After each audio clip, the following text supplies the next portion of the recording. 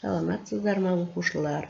Мардан Байділдаев атындағы номері 238 орта мектептің математика пәні мұғалімі Әйтімова Күлайхан Кенжебай қызы. Оқушылар, бүгінгі өтілетін тақырыбымыз квадрат теңдеу, квадрат теңдеудің түрлері. Ax квадрат плюс bx плюс c тең 0-ге және ax 4 дәрежелі плюс bx квадрат плюс c тең 0-ге түріндегі берілген теңдеулер квадрат теңдеулер деп аталады. Квадрат теңдеулер 3-ге бөлінеді: толық квадрат теңдеу, толымсыз квадрат теңдеулер, келтірілген квадрат теңдеу. Ax квадрат қосылған bx қосылған c тең 0-ге түрінде берілген теңдеу толық квадрат теңдеу деп аталады.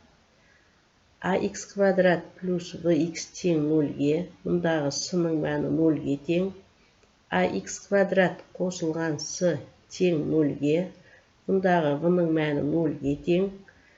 Ax квадрат тең 0-ге, мұндағы v-ның және c-ның мәні 0-ге тең. Бұл теңдеулер толымсыз квадрат теңдеулер деп аталады. X квадрат қосылған px қосылған q тең 0-ге түрінде берілген теңдеу келтірілген квадрат теңдеу деп аталады.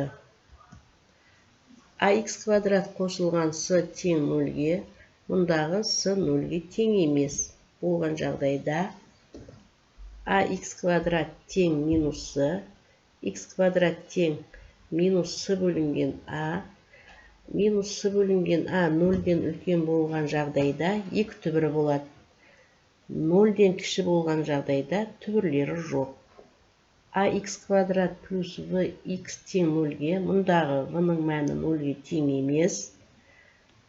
Ax тең минус v, x тең минус v бөлінген a. Бұл жағдайда екі түбірі болады. Ax квадрат тең 0, v-ның мәні және c-ның мәні 0-ге тең болған жағдайда x квадрат тең 0-ге, x тең 0-ге. Бұл жағдайда бір ғана түбірі болады. Ax квадрат минус vx плюс c тең 0 түріндегі теңдеу квадрат теңдеу деп аталады.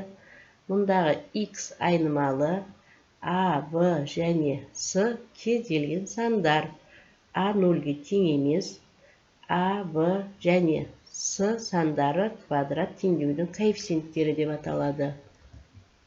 v немесе c немесе v мен c 0-ге тең болатын дербес жағдайдағы квадраттық теңдеу толымсыз квадрат теңдеу деп аталады. Егер толық квадрат теңдеудегі бірінші коэффициент 1-ге тең болатын болса, онда келтірілген квадрат теңдеу деп аталады. Квадрат теңдеуді дұрыс теңдікке айналдыратын айнымалының мәні теңдеудің түбірі деп аталады. Квадрат теңдеуді шешу дегеніміз, оның барлық түбірлерін табу немесе түбірлері жоқ екенін көрсету. Мына теңдеулердің қайсысы квадраттық теңдеу болады? Егер де дұрыс тапсаң, шар әуеге қалықтайды. Бір мысалды орындап көрейік. Төртінші теңдеу. Төртінші шарды басайық. Мінекей, шарымыз әуеге қалықтады. Олай болса, жауабымыз дұрыс. Қандай квадрат теңдеу екенін ата. Дұрыс тапсаң, құс әуеге қалықтайды. 7x квадрат минус 3x тең 0 квадрат теңдеу. Толымсыз квадрат теңдеу екен.